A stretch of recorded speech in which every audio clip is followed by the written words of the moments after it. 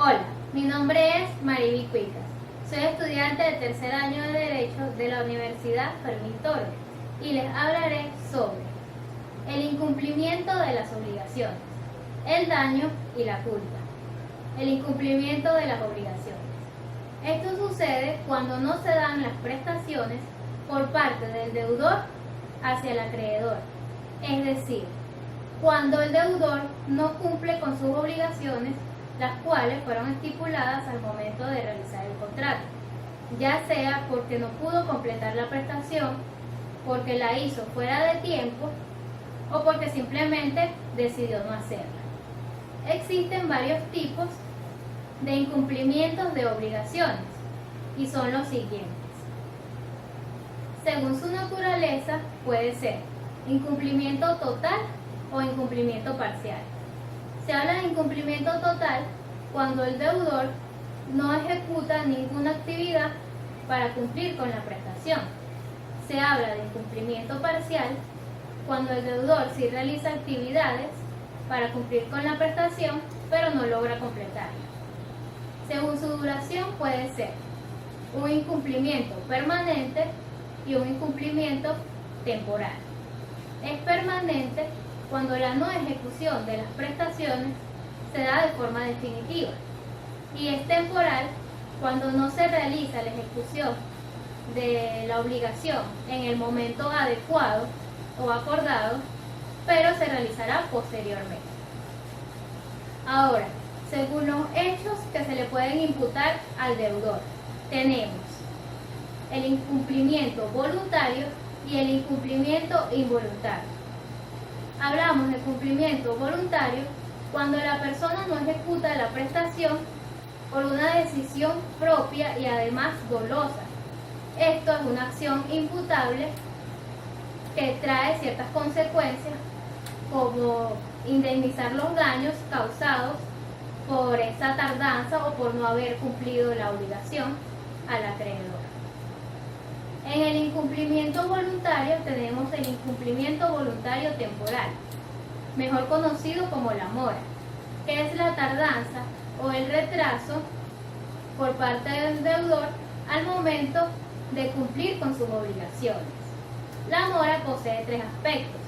El primero, que debe existir ese retraso en el cumplimiento de la obligación y debe ser intencional. El segundo, que debe existir una responsabilidad civil, es decir, que si se ocasiona un daño al acreedor, el deudor debe indemnizar todos esos daños y perjuicios. Además que debe existir la culpa y el dolo para que sea imputable. La mora tiene dos clases, la mora del deudor y la mora del acreedor.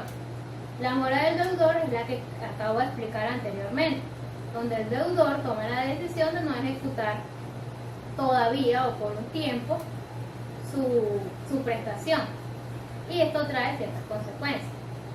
Ahora, la mora del acreedor es aquellos casos donde el acreedor no quiere aceptar la prestación por parte del deudor y no da una razón justificada ni válida. En estos casos, al acreedor le toca indemnizar los daños, además de gastos causados al deudor, y el deudor debe haber manifestado de forma real el deseo de cumplir con su prestación. El incumplimiento involuntario. Estos son los acontecimientos que se escapan de las manos del deudor y hacen que se le imposibilite el cumplir con la prestación. A estos acontecimientos se les denomina causas extrañas no imputables, entre las que destacan los casos fortuitos o de fuerza mayor, que son aquellos casos que, si pueden preverse, son inevitables. Entonces el deudor no puede cumplir con la obligación por estos casos. Hecho del príncipe, que es cuando son órdenes, reglamentos o decisiones tomadas por el Estado que imposibilitan al deudor a cumplir con su deuda, con su deuda o con su prestación. Tenemos el hecho del acreedor, que es cuando el acreedor pone trabas u obstáculos que no le permiten al deudor saldar su deuda. Y tenemos, entre otros, entre los que está la pérdida de la cosa cuando no está involucrado el deudor. El daño. ¿Qué es el daño? El daño es el perjuicio causado, en este caso, al acreedor en su patrimonio, ya sea su patrimonio moral o su patrimonio material. Para que se indemnicen estos daños, deben cumplir con las siguientes condiciones. Debe ser un daño determinado o susceptible de determinación. Debe ser un daño real, es decir, que se pueda comprobar que existe ese daño, y debe ser un daño actual, que se haya generado durante el lapso de tardanza del cumplimiento de la obligación por parte del deudor.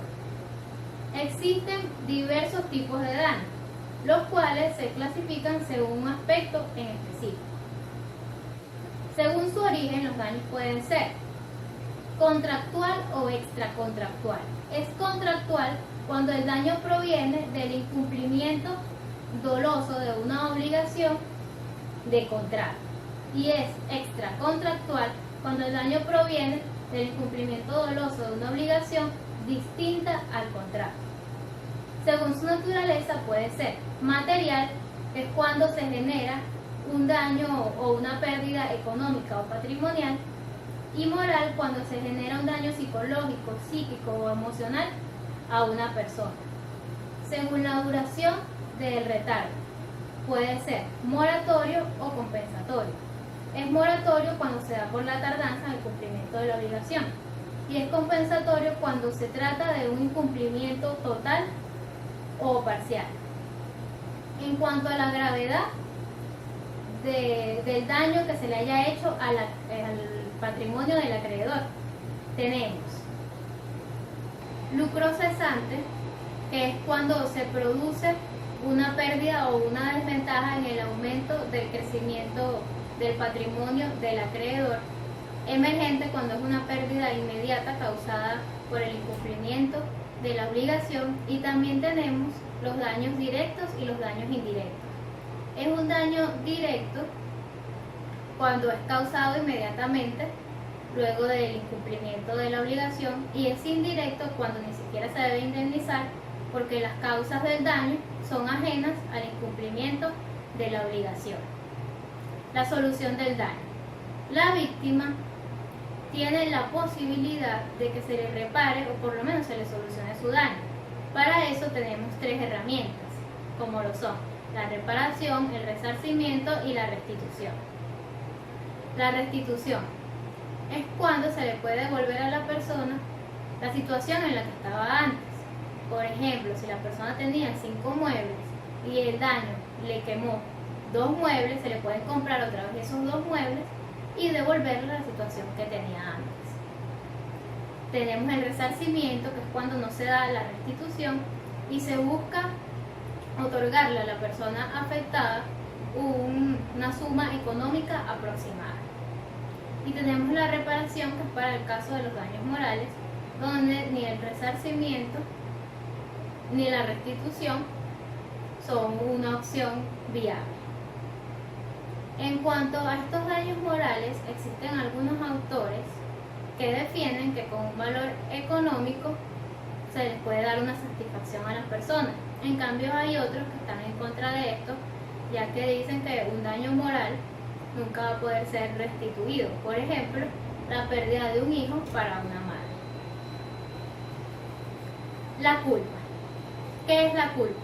La culpa es un error en la conducta del ser humano, ya sea porque omitió hacer algo o hizo algo que no debía. La culpa tiene varios tipos.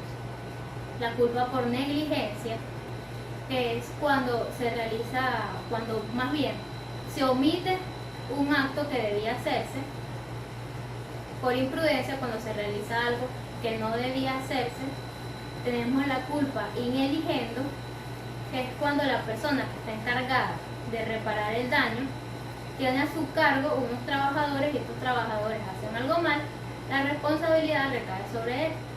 Tenemos la culpa invigilando, que es casi lo mismo, que es cuando el trabajador elige mal a sus servidores y entonces debe responder por estas causas. ¿Cuáles son los sistemas de apreciación de la culpa? Tenemos el sistema en abstracto y el sistema en concreto. El sistema en abstracto es cuando se compara la acción de la persona con un ente abstracto. Si bien tienen las mismas características externas, no cumple con las mismas características internas, por lo que podríamos decir que es una comparación injusta. Y tenemos el sistema en concreto, que es cuando se compara la acción de las personas con unas acciones de otras personas pasadas análogas.